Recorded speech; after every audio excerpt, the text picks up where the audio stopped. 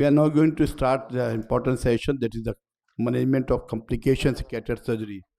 We all do the cataract surgery, the very common surgery, and we all do the complications. But it's important we should know how to manage them. If we can manage the complication, then 100% we can have a success rate in any type of surgery. So Dr. Kamal Kapoor is a well-known, our faculty from Delhi. He's the owner of center, is a Sharp Sight Center. He has more than 20 institutes in his name in India and abroad also. He will dealing with important topic, Rexis runaway. It is very common, especially in the multifocals, what we should do if the Rexis is not complete.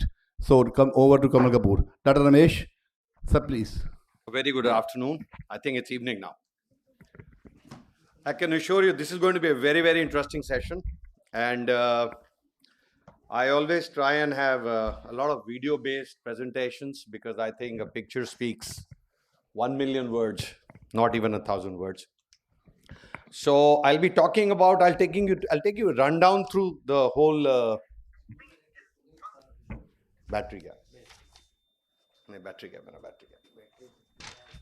Shanu, I think somebody will also have to do the worst complication that you have to exchange the IOL.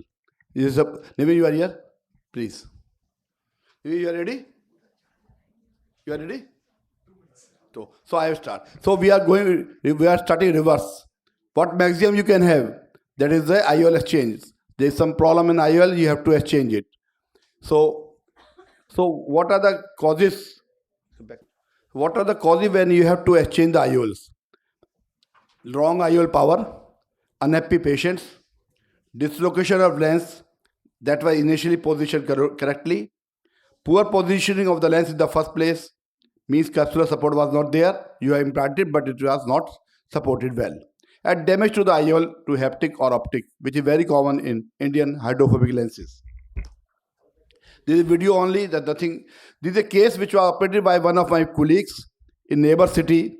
Patient has +4 diopter hypermetropy after the surgery. Power was wrongly calculated. Reason may be anything. So patient was unhappy. Doctor prescribed him 4 diopter lens, but patient was not satisfied. And when he came to me, I was knowing it. If I do not operate, then he will go to another doctor. So why should we not do it? So this case was operated only 1 month back. So you can see there is no adhesions. What we have to do, same incision, we have enlarged the phaco incision and try to bring the IOL in the antechamber. There is no adhesion because it recently operated case. And dialer is a blunt dialer, it is not sharp. This is the upper haptic brought in the antechamber. So now the optic and haptics are in the antechamber. We don't want to enlarge the incision. We don't want to make the patient any stitch. So from the same 2.8 millimeter incision, we are doing the surgery. Viscoelastic is to protect the back and to protect the endothelium and the cornea both. This is a simple instrument, Caesar, available in every surgical instrument shop, hardly costing 5,000 rupees. This is a micro Caesar, goes easily from 2.8 millimeter incision. You cut the IOL. There are different techniques in 3 videos I will show you. You cut the IOL, not up to the 6 o'clock, but up to the middle. Rotate it. And then make another cut to make a triangle cut in the IOL.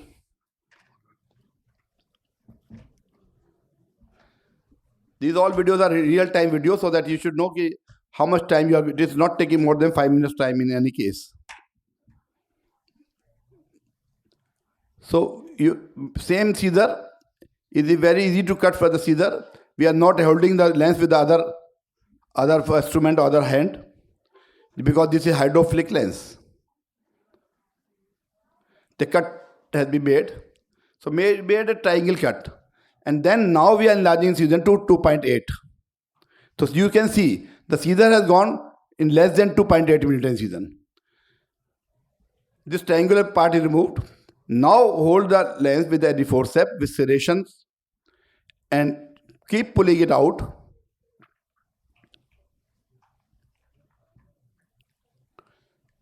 The cut end will act as a fulcrum.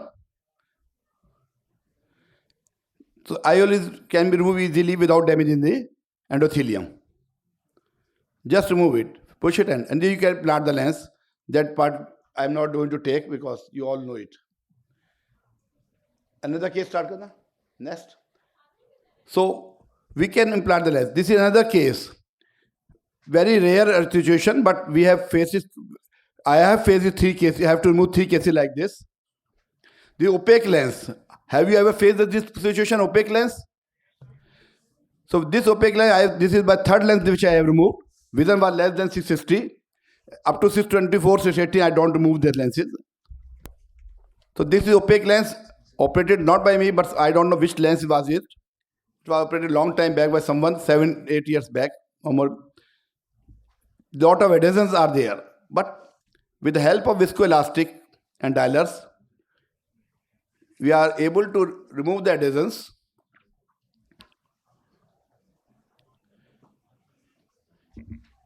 And bring we are breaking the adhesion with the iris. You can see how posterior capsule is thick now. Just rotate it.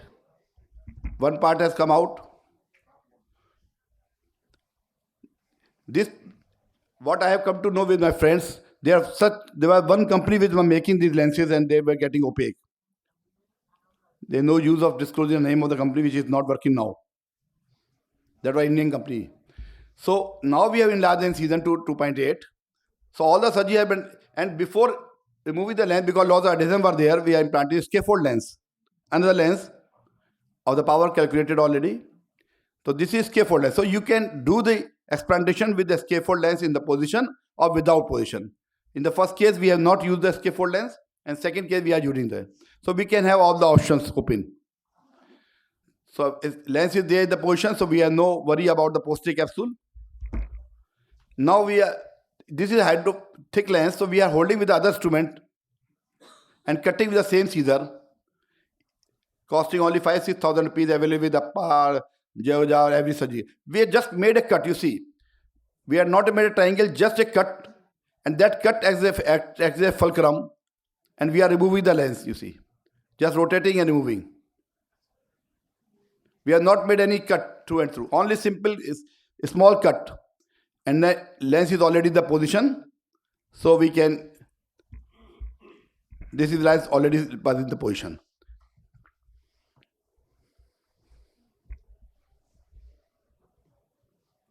Third case start kar dena. So we have, in this case, we have only made a small nick in the lens and removed it. This is lens I was talking about. During the insertion, the hydrophobic lens, during the insertion, the haptic got damaged. We can't keep this damaged haptic in the place because lens will dislocate somehow later on. So this haptic, you can see that damaged. The very common Indian hydrophobic lens. So we can't keep this lens, then we have to remove it. If we have the scissor in the OT, we can do it. Otherwise, normally before we used to leave it there. Haptic damage, haptic removed. Now this hydrophobic lens, thick lens, it is not easy to remove, so we have to cut it. So in first case, we have made a small triangle. Second case, we have made nick. And third case, hydrophobic lens, we have made through and through, we have cut the lens in 2 parts. So we have made cut in the 2 parts. Intentionally, I've kept one part small and one part large. Hold it and just pull it out. It will come out. Hydrophobic lens, so slightly difficult but not impossible. So it has been removed now. The bigger part is there. We again divide this. I am a SICS surgeon also, so we divide the nucleus in 2 or 3 parts before removing it to make the incision small. So again rotate it, again make it small, or you can remove it as such, or you can divide it again. Again, I am dividing in 2 parts. And then, so we can remove it by 2.2 or 2.8 millimeter incision without enlarging the incision. So easy to do the lens explantation. All the techniques are with you. Either you make a nick, you make a through and through, you make a triangle. Viscoelastic has got great role in it because it is protecting your endothelium. So this third part of the nucleus has been removed. and now you can do implantation as you wish. So, but ठीक है, finish कर दो. Another lens has been implanted of the correct power. This time, fortunately, there was no breakage of the optic or the haptic. So IOL exchange is not a very difficult job. We all should have this Caesar in our OT. It will be very helpful. Even if you do not have the Caesar, you just hold the lens. You have to enlarge the Caesar slightly bigger than 3.8. Just hold the lens and pull it out. It will come out. So never hesitate to expand the lens if there is any problem. Thank you. Kamal, ready?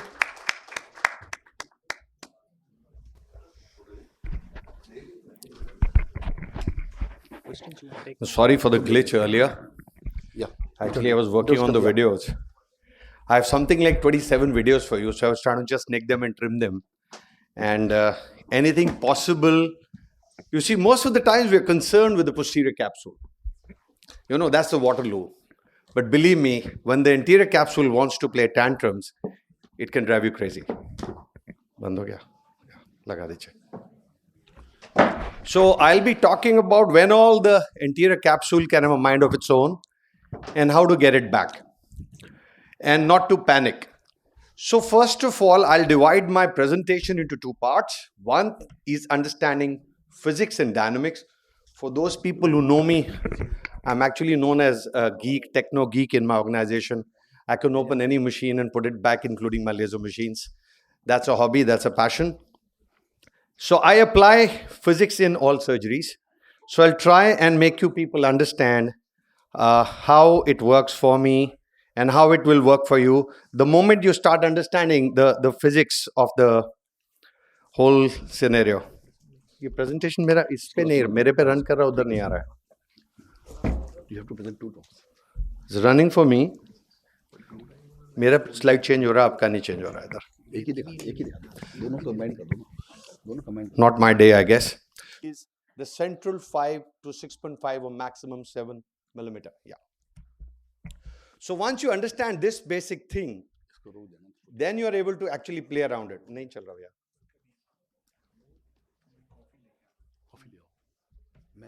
Okay.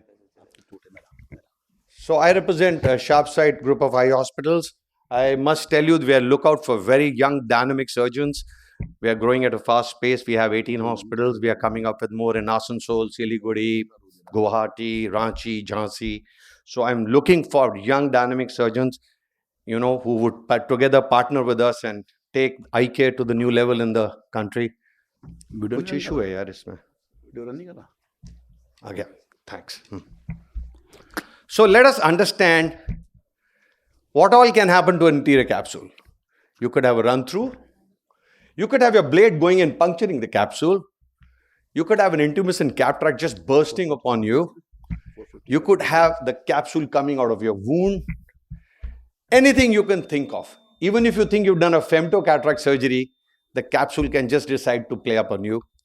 You can have an Argentinian flag sign with the capsule completely extending backwards. So all these situations, we'll see how to manage. So the thickest part of the capsule, as I said, is the point of insertion of zonules.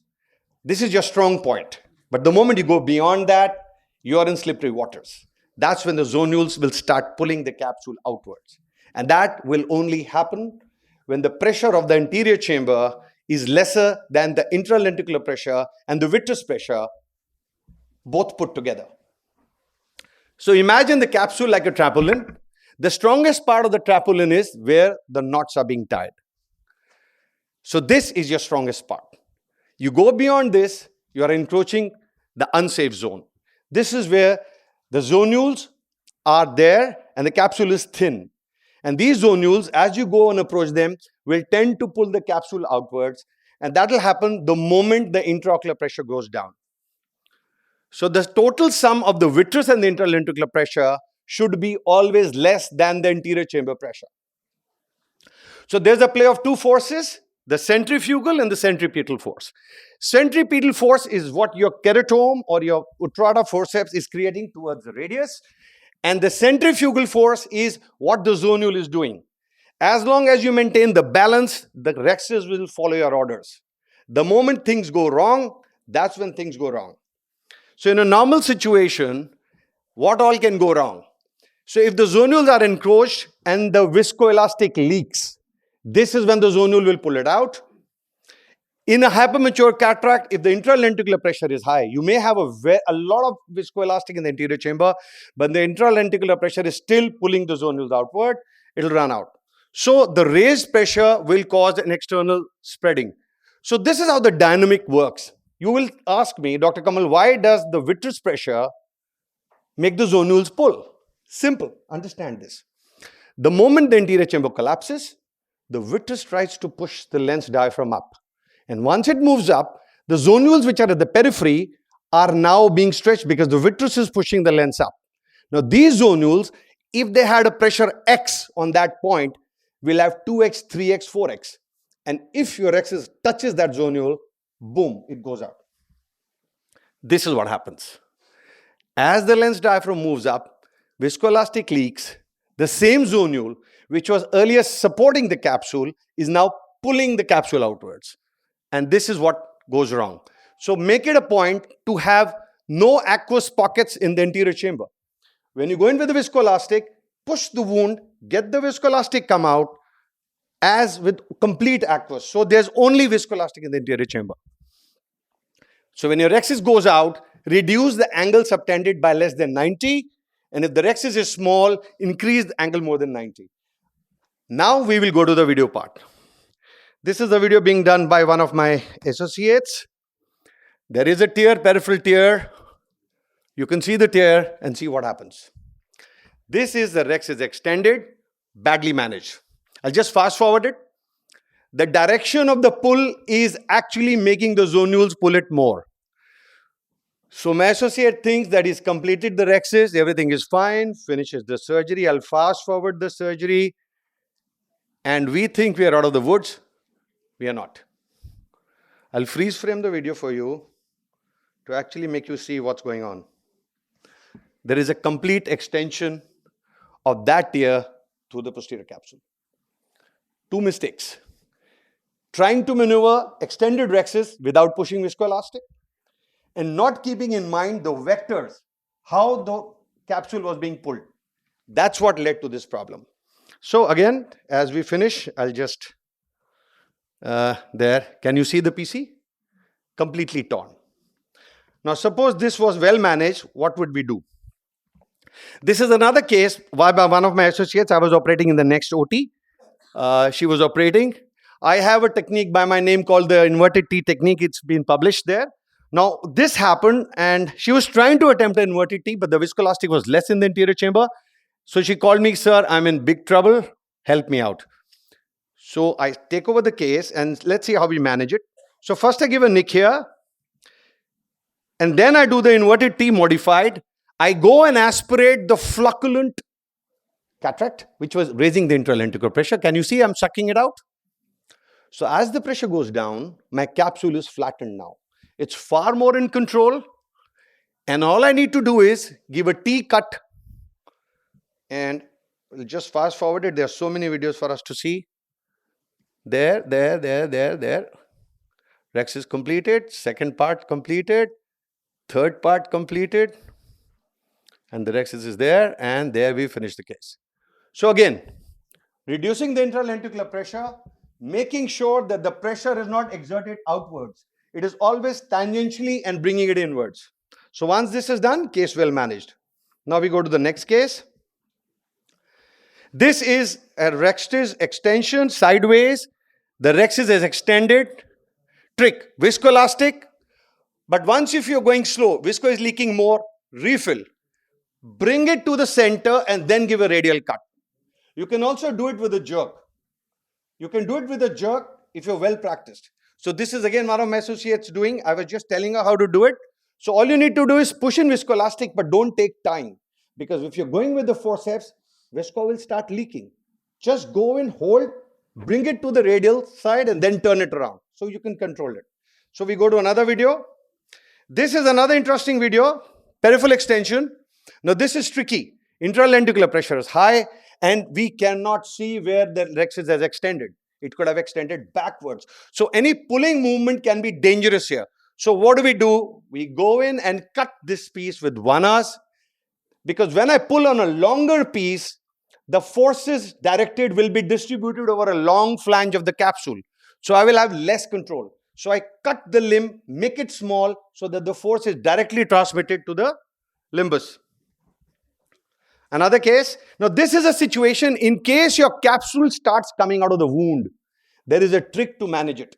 Please do not try and push it from the main wound itself. If you do that, you're in big trouble. So this is again an interesting case. So I'm again training one of my associates to make small rexes and slowly, do a circumferential rexes. He's doing it. He manages it well. But one thing goes wrong is there is a long tail. Again, I'll fast forward. There are so many videos. Now he leaves and I tell him what is going to happen and it happens. See, the tail comes out of the main wound there. This is tricky. I'll just freeze the video here. If you push in more viscoelastic right now, you're in for trouble. The moment you enter the main wound, visco will want to come out. With the visco, this tail will come out. You push in more viscoelastic, the tail will come out more and you will have a peripheral extension. So the trick is to nip this. So now I step in, I make him move out, give a nick, shorten the tunnel, use your side port to repose this tail. Never manage this tail from the main wound. I have at least 6 videos where somebody's tried to push it from the main wound, peripheral extension, PC. So there you go. See how to manage it. So I take over. You give a nick here. Pass forward it. Nick here. Now do not repose it from the wound itself. Use a blunt instrument. Make the capsule rexes smoothly go in. Now push in viscoelastic and do whatever you want. Now push viscoelastic, flatten the capsule and manage it. So we'll again go to the next video, another interesting video. Now this is another video where again it's an intermittent cataract and it is for sure it is going to go out. So see what happens. Viscoelastic in Utrata. See, notice there is an air bubble here. Just look at this air bubble. The moment the air bubble leaks, the pressure in the AC is low. And see what happens. The moment the bubble leaks, there you are. It goes to the periphery. So whenever you're managing such a case, never just focus on the capsule rexes. Please see your wound. What is happening to the viscoelastic? Now give a nick. This nick has to be away from the periphery. It has to be at an angle. Shandu knows I get carried away when I do video sessions. Yeah. So there, I just go very fast now. We are too fast. Yeah, this is an interesting case. I'm operating this case. This is a very uncooperative lady. I go in with my keratome. She moves. I have a puncture. Now I don't have one flap. I have 2 flaps. My keratome has entered straight here. There are 2 flaps. So I try and pull one. I know it's gone to the periphery. Then I try and pull the second one. I know it's extended to the periphery. Attempt the second one. Gone to the periphery. Now what do? Fast forward. I use a 1-hour to give a kit. So I've given 2 nicks tangentially. Any pull here will aggravate the situation. 2 nicks given. Now all you need to do is join both the rexes from both the sides and rexes is done. I'll just jump these videos. I'll just come to some main ones. Again, 2 more videos, Shanu. Sorry. Bye. Sorry. Yeah, fast. Okay. Again, interesting. See what happens. Again, gone out. There's so much of fluid there. Intralenticular fluid there. Push in. Try and pull. Bad move. I'll just fast forward it. Give a fresh nick. If you feel you cannot control it, start from a new place.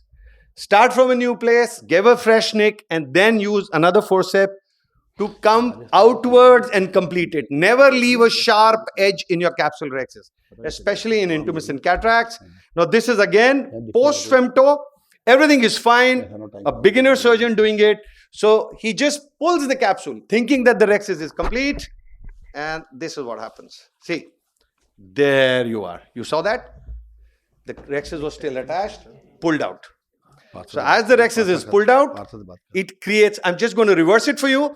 So even when you're doing a femto cataract surgery, you have to make sure that the rexus is totally detached and not adherent. If you pull on an adherent capsular rexus, you're in for trouble.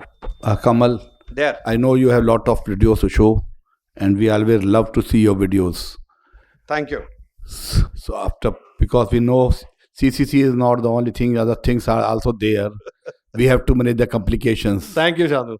So you already manage the CCC. Let us see how we manage the other things.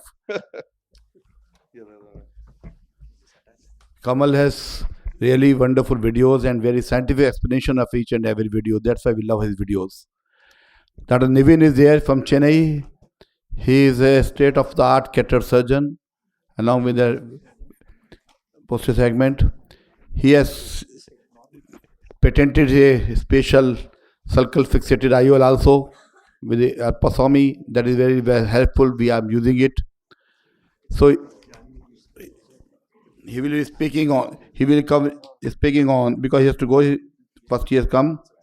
His topic is jonular dialysis, how to manage it, and he will also cover the glued IOL. So, respected teachers, senior ophthalmologists, my dear friends. So, I'm Dr. Nivian from Chennai. I'm going to talk about zonular dialysis management. So, I'm just going to show you a series of videos of various stages of ZD and how each one is managed.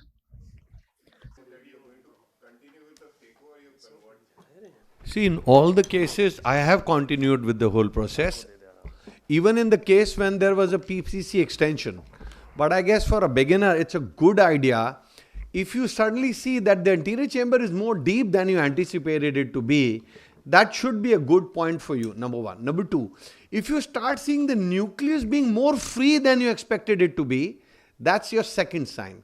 Third sign is if you see a tilt happening in the nucleus. You want to chop and the nucleus is tilting. So these three signs for a beginner should be a good enough situation.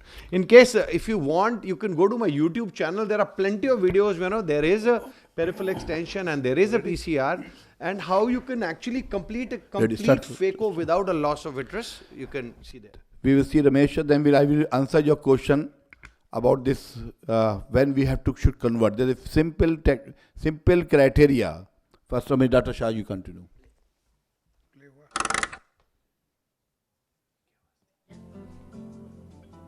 No, I am doing that placement for last 15 years. So long? It's very easy to do it. Show me. First, hold with the forceps the lens. Go behind the iris, clip the iris into the claw with the help of Sinski hook. Repeat the same procedures on the opposite side as you see in this video clip. It is so easy, even I am so comfortable.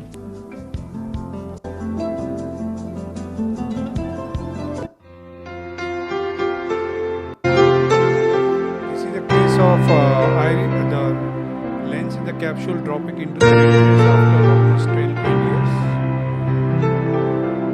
Myself and the specialist get together. Repeat.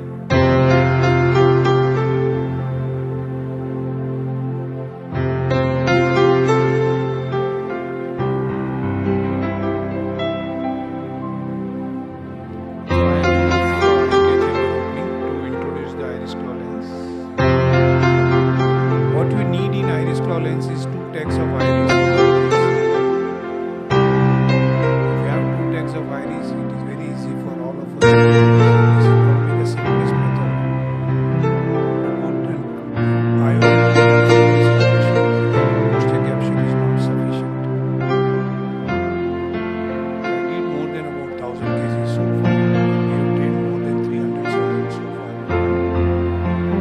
Almost all the national conferences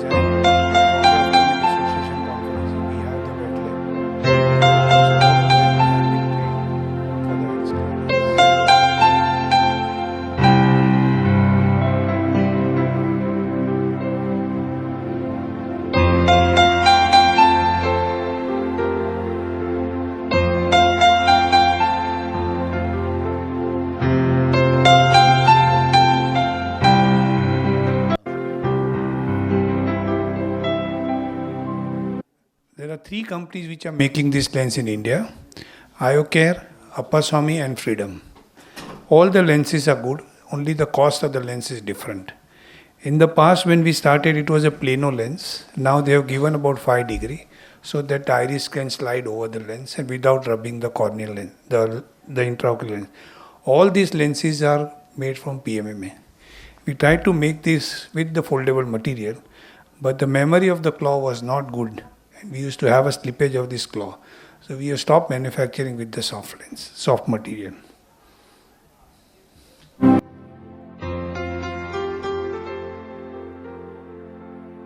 Just check the iron first. See the surface, which is the convex surface. Always check the claw patency. There is a small amount of cut which is there. In case this cut is not there, the company is not out of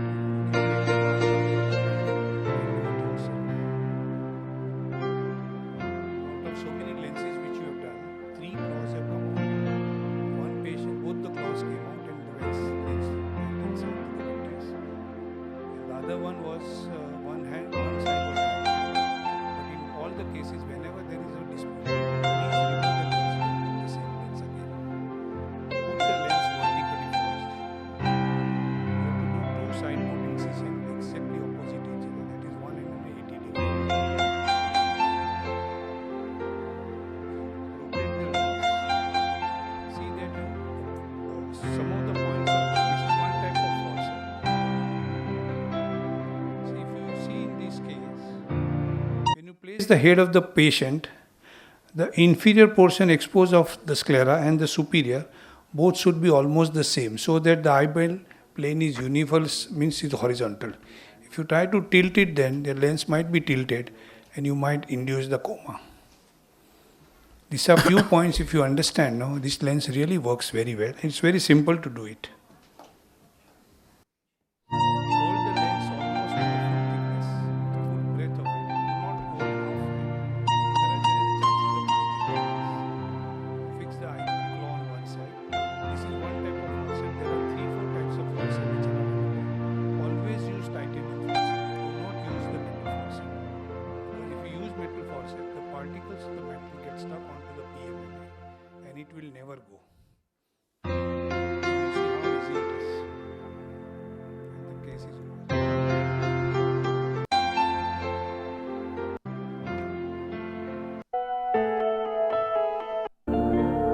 This is another case. Spirophagia. Make a small leak on the anterior capsule. Remove the ventricular matter of any way you want. I use Simco because I love Simco because in our time Simco was the only thing available to us.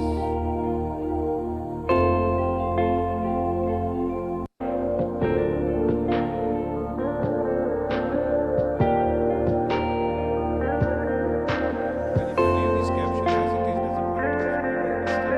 This is another thing which is very important. So many times the pupil is so dilated that you cannot find the sufficient amount of pupil in the center. So you hold the magnificent forceps. Please do not pull it hard, otherwise it will tear and it will lead to bleeding and then you can't see anything. This is the which is, I think it is Appaswamy's lens. Again check the claw patency. If the lens has been dislodged or it has come out, this is another type of forceps where the upper end is plain and the lower end is concave and T-shaped. You can see the opening of the claw here. Rotate the lens. It is 5.25, 8.25 is the diameter. Dr. Dalji Singh has made the lens of 4.25 mm for children. Rotate the lens horizontally.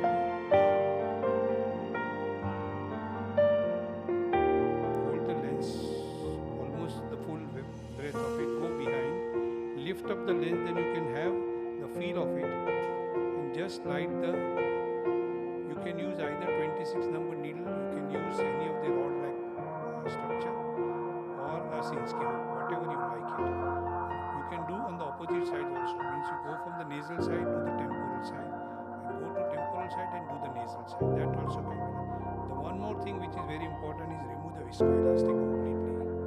If you leave the viscoelastic, then you will have a lump, so much of iritis so many times. There is one surgeon in Bombay used to leave a lot of viscoelastic in anterior chamber to avoid the hypotonia, and I used to see the full lens was full of iris pigment.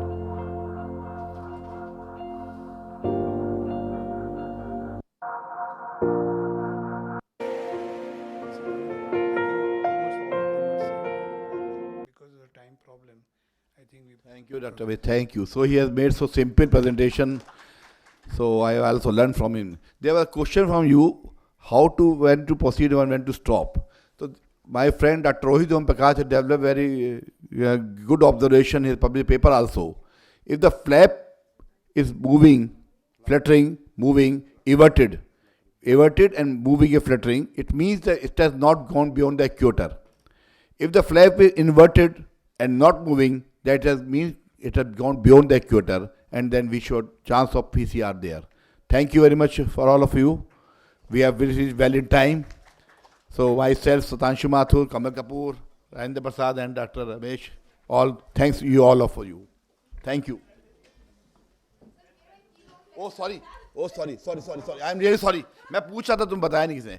Every session is a keynote address. After that, we are not. Yeah, Doctor, please. मैं पूछ रहा था इनसे बार-बार. किसी nobody told me ना. Wait for 5 minutes because we have a keynote address. Yeah, just start. Yeah. Actually, they have not given it. Okay. Yeah. So we have. Please, madam. Then you just. No, you take your time, madam. We are sitting here.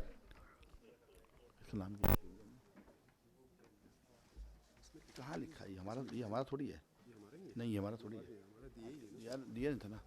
So we start the session again, madam के साथ. नाडा है. Yes, madam, please. Sorry for the convenience. Yeah.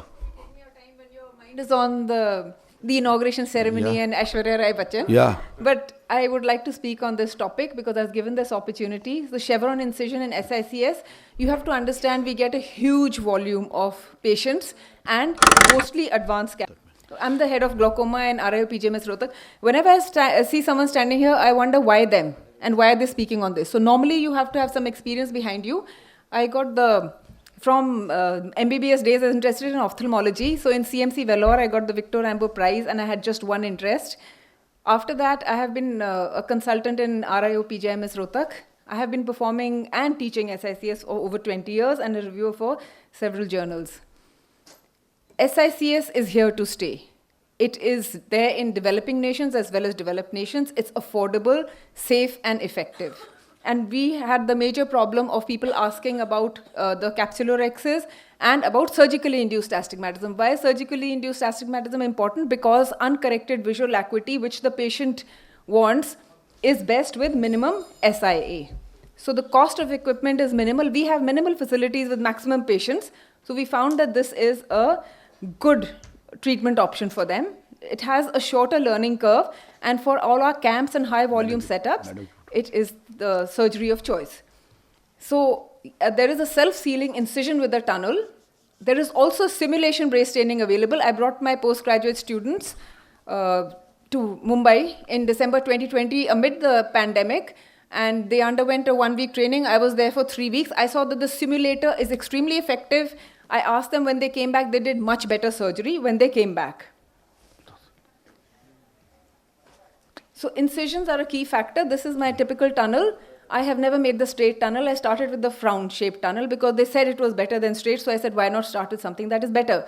And after that, I immediately went on to chevron, and I've been doing that for over 20 years. I have publications in this and one in the pipelines. So irrespective of, if the patient does not have too much of preoperative astigmatism, you do not need to do on axis. That is the advantage of this. So in our published study, in the frown group, the astigmatism was 0.82 plus minus 0.62. In our chevron group, it was 0.55. Because I'll show you videos, it comes within the astigmatic neutral funnel. In our latest study, which is as yet unpublished, it has come down to 0.32 diopters, plus minus 0.27, because I'm going further away from the limbus now and making it steeper. So all the studies show that the chevron, this is a typical patient of ours, 78-year-old, hypermature cataract. You can, later on you'll be able to see the calcific spots on the anterior capsule. So this is, I'm using an instrument which costs 30 rupees. The total cost of the surgery is sometimes less than $5, sometimes less than $10. So this gentleman, of course, was of a low socioeconomic status, but as important as any other patient. And of course, staining, like Sir said, staining really helps. And I attempt to do a rexis in all patients as CCC. Whether it is C, you can see the fluid, and then you put just a normal viscoelastic. We do not have access to the higher molecular weight. And you can see now all these calcific spots on anterior capsule. Again, hard nucleus. So you're trying to rotate it into the anterior chamber, irrigating via vectors to deliver this. I'll show you the post-op pictures also later, and at the end of the surgery. Another person with hypertension, the same. I'm just showing you the tunnel. So not too much cautery, not too little cautery. It has to be ideal. Instruments are very simple. The surgery is gives good results. It's simple, simpler than a lot of, and instrumentation, cost of equipment, and every patient you're using disposables. It provides good results. So you have to do the best you can do and the best for the patient. This is my typical tunnel. I'm just showing you enough tunnels. This is another 60-year-old with hypertension. And all of them, the chevron. And you can see mostly I get only advanced, mature, hypermature, brown cataracts. So sometimes you come across a blunt scleral blade, but even then you have to be careful. If you put too much pressure, or if you have a premature entry, the iris will keep relapsing, your tunnel won't be good, your astigmatism will be more. And if it is too superficial, then you'll have buttonholing. So what is the ideal? 50 to 70%, 75. I find that with this tunnel, it's easier to use the forceps to complete the CCC. Another patient with hypertension. All patients have comorbidities because the age is more. So the minimums, this V, apex of the V, the minimum distance you should keep from the limbus is 1.5. I'm trying to keep it at 2 nowadays, which apparently is a little more difficult, but I think that it is very doable. So in all of them, that's what the argument was about CCC and about astigmatism. So I've taken a lot of pictures of just the CCC in all these patients, especially in the white cataracts. And a lot of them had rigid indigenous posterior chamber intraocular lens, which were 100 to 200 rupees in cost. This was a slightly younger patient, so I could do visco expression. Another patient with diabetes, just enough to say it's not a one-off, I'm doing this routinely. So this is in every patient with advanced cataract, try to do the chevron incision. So you can see 2 millimeters from the limbus, and this is the tunnel.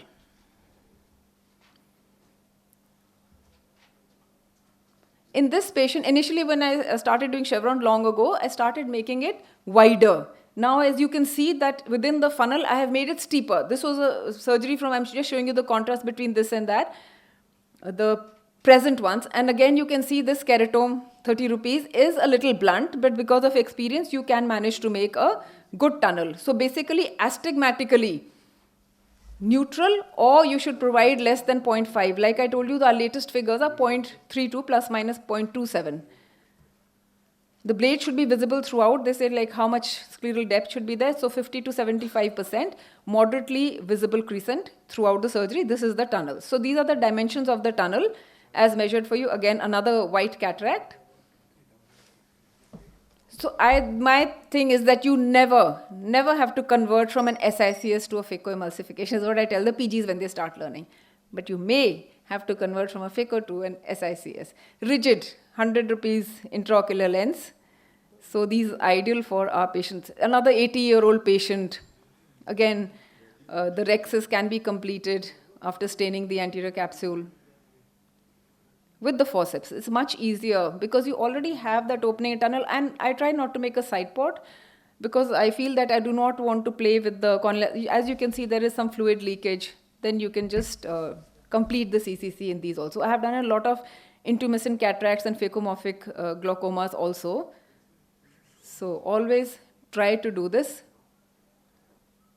I have found that sometimes when residents, when they're learning, when we're teaching them, they tend to make smaller X's, and especially in these hard cataracts, you may have to give relaxing incisions on both sides so that you don't end up with problems. And this is rigid intraocular lens. This is in a younger means less than 60. In a younger patient, a steeper incision. This video was taken with a phone because, of course, our recording was not working, but that's no problem. So with the phone through the student view scope of the ophthalmos of the operating microscope. So this is the tunnel. And you'll see at the scleral pockets at the edges, almost my whole crescent is being used. So you can easily make out that it is a long tunnel. Advantage here, 4 millimeters, 6.5 millimeters. That's why you're within the astigmatic funnel, and at the same time, in this patient, her preoperative astigmatism was 0.25 with the rule, and induced astigmatism was nil, it was 0. So her postoperative astigmatism was also 0.25 with the rule. She had 6/6 unaided vision. So this is a typical patient when we do it. And these are some, all these patients that I've shown you, postoperative results taken with my phone with a slit lamp, and mean surgically induced astigmatism of this latest series is 0.32, which is comparable to anywhere else or any other surgery. So of course our expectations are this 1-to-1, the doctor's expectation, patients 1-to-1, the patient and doctor, and this is our reality. This bottom right side is an actual picture of our OPD taken 2 weeks ago. This is what we have every day. High volume, lots of patients, advanced cataracts. We also have a series of neglected eyes. Why do they present so late? Because so many of them come with phacomorphic glaucoma. But I'm very grateful and blessed to be where I am because you get to do so much, and again, you do the best you can. I'm still learning. This is this was published in the paper during COVID time, that this is what's happening in the hospital. I'm still learning, and I've learned a lot today. I'm learning to provide quality to quantity. Thank you so much for this opportunity. Thank you, sir. Manisha. Thank you for having me. Manisha is the professor in the Rohtak Medical College's Regional Institute, and so many PGs and students that she has already taught, and we are listening her a long time. Thanks, Manisha. Sorry for the confusion, but really we have a nice video. She has been associated with us in SICS, and she has been recently gone to Bombay with her students to learn about the simulator. Good training. You all should go Help Me See stall or SSC stall. Whoever want to learn the SICS, they have got a very good technique. You will feel that you are live operating in a patient. So everybody should go Help Me See area or the SSC area. It's wonderful. It gives such a good feedback. Even I sat at one of the machines. I sat not in front of the PGs, but I want to have a feel. Amazing. Every step of SICS, from the side port onwards, if you put too much pressure, if you go too much tongue, there's a big red light. And you will also learn where you have done the mistake. Exactly. That will show you where you have made the mistake. Show your replay. And then it's recorded. And the best part, what my PGs found for CCC as well as for the incision, the simulator is really good. We were there at the international launch, and I highly recommend it to everyone. Thank you. Thank you. I had a few questions, but I guess we call it a day.